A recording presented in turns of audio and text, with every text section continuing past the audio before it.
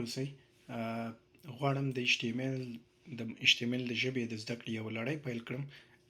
د ژبې د زده کړې دغه لړۍ لومړی قسط به همدا وي چې په دې کې غږیږو HTML باندې غږیږو او HTML څه شی دی، څنګه کار کوي، څه لپاره کارول کیږي. که په ساده ژبه وایو، HTML یوه ژبه ده چې موږ د هغې په مرسته یا د هغې په ذریعه ویب سایټونه جوړو. که چیرې تاسې facebook.com ته لاړ شئ یا google.com ته لاړ شئ یا بل هر هغه سایټ چې تاسې کاروئ، روزانه کاروئ، دا تقریبا د نړۍ ټول ژبې هغه بنسټیزه ژبه چې د یو ویب سایټ ساختمان یا سټرکچر جوړ شوی دی، د هغه د HTML د ژبې په مرسته جوړ شوی دی. HTML مخفف دی، څلورو حروفو مخفف دی، HTML، چې دا عبارت دی له هایپر ټیکسټ مارک اپ لینګویج. زه غواړم دلته فشار په اخرنی لغت راولم چې هغه لینګویج دی، ژبه ده. له ژبې نه مقصد دلته دا دی چې د دغې ژبې په مرسته موږ به کمپیوټر سره غږیږو. په خاصه توګه HTML کې موږ له براوزر سره غږیږو. موږ د HTML په ذریعه، د HTML د ژبې په ذریعه براوزر ته موږ وایو یا موږ کوډ ورته ورکو چې څنګه زموږ ویب سایټ باید ښکاره شي، په شکل باندې ډیزاین باید ښکاره شي. لکه څنګه چې موږ نورې ژبې لکه پښتو، انګلیسي او نورې ژبې د خپل خبرو اترو لپاره کاروو، د یو بل د پوهولو لپاره کاروو، په همداسې ډول پروګرامینګ د کمپیوټر د پروګرام ژبې هم تقریبا ورته کارول کیږي. د دې ژبو په مرسته موږ کمپیوټر سره ارتباط نیسو او کمپیوټر ته موږ هغه کارونه یا هغه څه وایو چې موږ غواړو اجرا کړو ورباندې. دا خو د HTML د حروفو په اړه و چې د کومو حروفو نه یا د کومو لغتونو څخه جوړ دی، مخفف په اړه غږېدلو. په دویم پوینټ کې موږ HTML یو مارک اپ لینګویج دی. دغه مارک اپ په اړه به وروسته وغږیږو. د کمپیوټر په نړۍ کې مختلفې ژبې دي. د HTML ژبې ته مارک اپ لینګویج وایي. د دغې مارک اپ په اړه راتلونکي درسونو کې تاسې پوهیږئ چې دې څخه مقصد څه شی دی. زیات ډیټیل ته نه ځم. بل HTML څه لپاره کارول کیږي؟ HTML په ذریعه موږ لکه څنګه چې ما مخکې وویل، دې په ذریعه موږ کمپیوټر ته وایو چې زمونږ ویب سایټ په کوم شکل وښایه، یا د دغې ژبې په مرسته ویب سایټ موږ جوړو. او د ویب سایټ مختلف ویب سایټونه مختلف دي، په کوم شکل یې تاسې جوړوئ، کمپیوټر سره په تاسې خبرې کوئ، د هماغه د HTML په ذریعه ورسره غږیږي چې په کوم ځای کې باید د ویب سایټ هیډر وي، کوم ځای کې فوټر وي، کوم ځای کې د ویب سایټ باډي وي. یا مثال په ډول تاسې یو بلاګ جوړوئ، نو په بلاګ کې ورته دغه HTML ژبې په مرسته تاسې ورته وښایئ چې کوم ځای کې باید تاسې د ویب سایټ ټایټل راشي او همداسې نور. بیا HTML consists of a series of elements. لکه څنګه ژبې چې دی پښتو یا دري ژبه الفبا لري، نو په همدې ډول دلته HTML ژبه elements لري. elements په اړه په همدغه لوست کې غږیږو، نو راځي او د دغه elements په ذریعه موږ HTML ته وایو چې زمونږ elements لکه زمونږ دغه ډیټا یا زمونږ معلومات په څه ډول وښایه.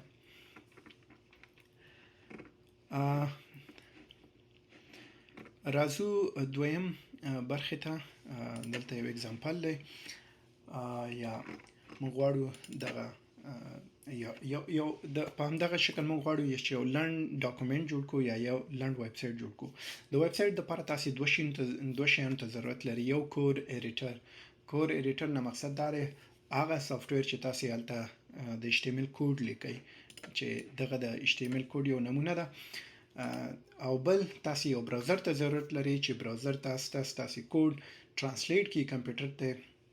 د هغې په ذریعه کمپیوټر ستاسې هغه کوډ ولولي او تاسې ته وښایي چې ستاسې لکه هغه د کوډ ترجمه یا کمپایل کړي یا هغه تاسو ته ډسپلی کړي.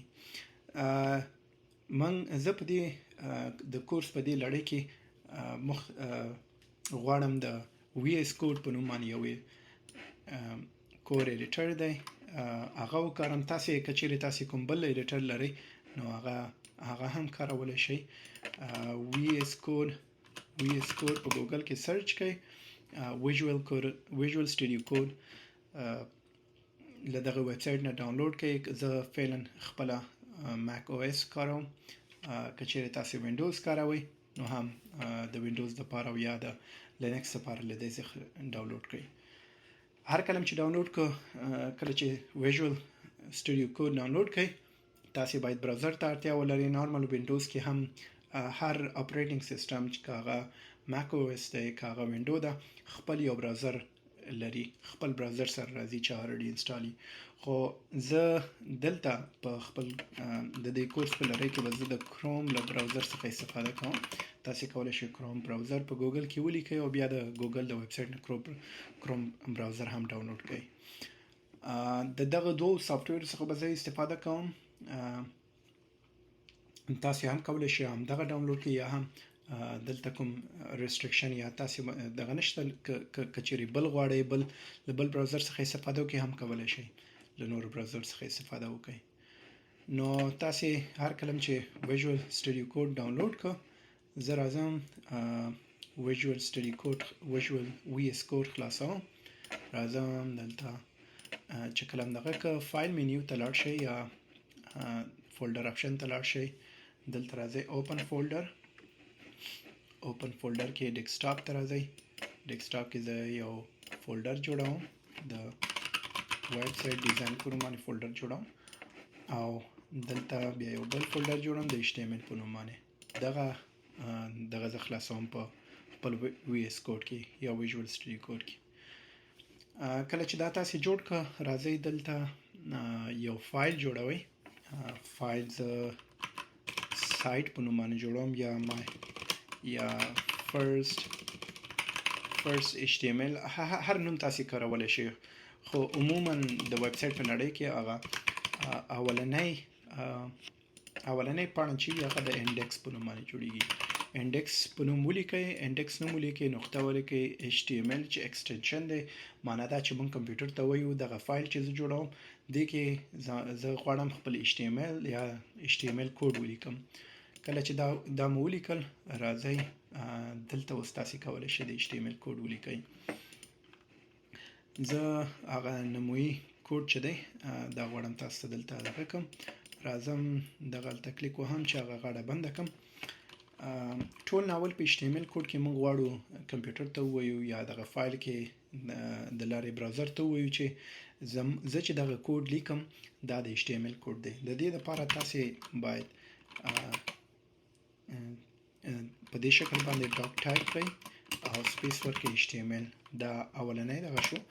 بیا ورپسې زه HTML لیکم. HTML مې ولیکه.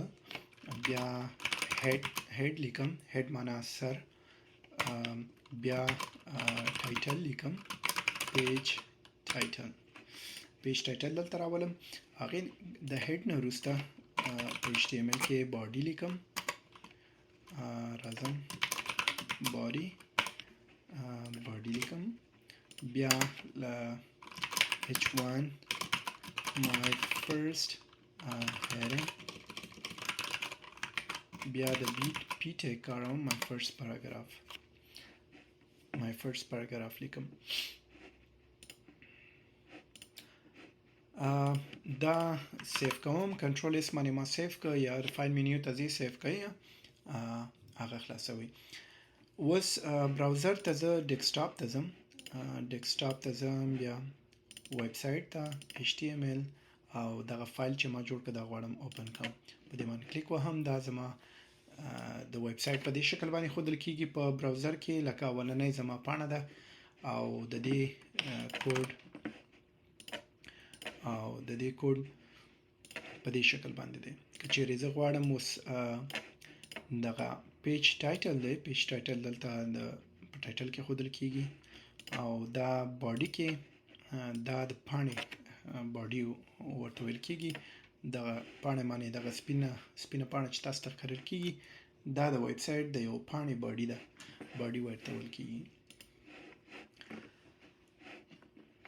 اوس دلته راځو د دغه کوډ په اړه غږیږو چې دا سمانه د مختلف کوډ سمانه ډاک ټایپ HTML هر کله چې موږ دا لیکو HTML مختلف ورژنز لري په 2019 کې فکر کوم د HTML 15 ورژن راغلی دی هر کله چې موږ HTML ډاک ټایپ HTML ولیکو په دې شکل باندې نو دا د دې معنی لري چې موږ کمپیوټر ته وایو چې کوم کوډ په دغه فایل کې لیکم دا د HTML ورژن 15 دی 15 ورژن دغه لیکم بیا هر HTML چې دی خپل د HTML کوډ د HTML نه شروع کیږي بیا HTML په دوه برخو باندې تقسیم شوی دی چې هغه ته یو هډ دی بلې باډي دی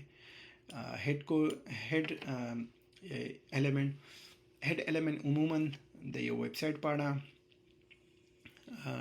سټ په اړه معلومات تلته موږ ذخیره کوو هغه معلومات چې خپل په ویب سټ کې نه ښودل کیږي خو د نورو سرچ انجن لپاره یا د نورو شینو لپاره کارول کیږي بیا په باډي کې هغه کوډ موږ لیکو چې موږ غواړو په ویب سټ کې وښودل شي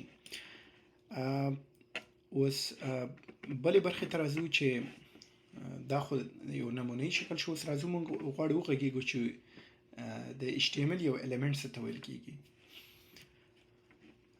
د HTML element له درې برخو جوړ دی د مثال په ډول زه دغه HTML یو element دی چې دته ټیګ ویل کیږي دلته دته سٹار ټیګ وي دته end ټیګ وي څنګه موږ پوهیږو چې یو ټیګ سٹارټ دی یو end دی سٹارټ ټیګ سره دلته کوم سلاش نشته او د end ټیګ سلاش ده بیا مینس کې چې څه لیکل کیږي هغه ته بیا کانټینټ ویل کیږي دغه برخه ته کانټینټ ویل کیږي دغه ټول د HTML په اصطلاح کې یو element دی دا یو element دی دا head بل element دی HTML بل element دی body یو element دی h1 چې یو element دی p یو element دی همدغه هر element په ذریعہ موږ د کمپیوټر سره غږیږو او کمپیوټر د همدغه element په ذریعہ اماغه کوډ امپلیمنٹ کوي او هر element ځانګړی یو فعالیت لري یا یو ځانګړی یو خصوصیت لري بل the page was کغواړو لکه HTML یو element دی او د دې کنټینټ دا ټول د HTML د element کنټینټ راځي ټایټل یو element دی پیج ټایټل کنټینټ راځي اوس هر کله چې زه ریفرش کوم نو دا د یو ویب سټ زمونږ د ویب سټ هغه اوله پاڼه یو ساده شکل باندې موږ د HTML په ذریعہ جوړ کړه